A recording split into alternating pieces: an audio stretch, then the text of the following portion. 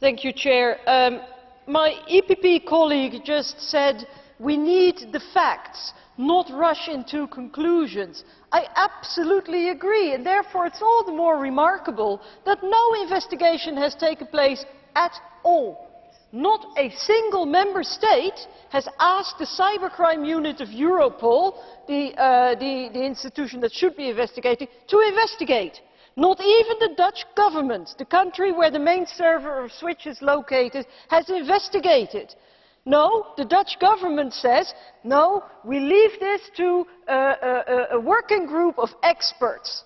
These are civil servants meeting behind closed doors, and they are told by the Americans, everything is fine. Of course we don't break into your servers. But there are very strong indications, my dear colleague of the EPP, strong enough indications to not rely on the Scout's honor of Mr. Cohen, not rely on the declarations of SWIFT, but to investigate, to actually go to the site of SWIFT, to the servers of SWIFT, and investigate.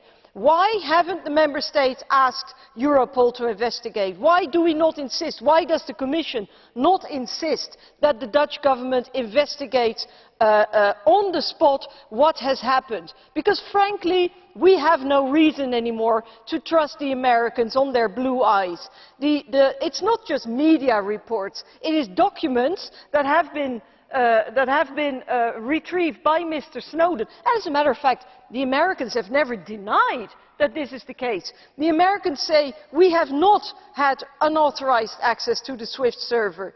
But they do say they reserve the right to do so. That in itself is a breach of the agreement. And I very much agree with my colleague Sippel. If we do not decide to terminate the agreement right now, then we should at least suspend it and take the time to investigate. And a final thing, Madam Commissioner and the empty chair of the Council, the usual empty chair of the Council. This is also about something else. This was the very first, let's say, serious international agreement that was proved under the Lisbon Treaty. This was the first agreement where we were asked for consent.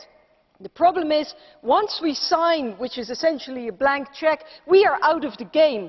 But we will be asked by the Commission and by the Council to give consent to further international agreements. So this is a test case. If this House would adopt a statement calling for the suspension or termination of the agreement, and the Commission and the Council do not react accordingly, that means that this House is not taken seriously and will not give its consent to future agreements. This is about the democracy in Europe.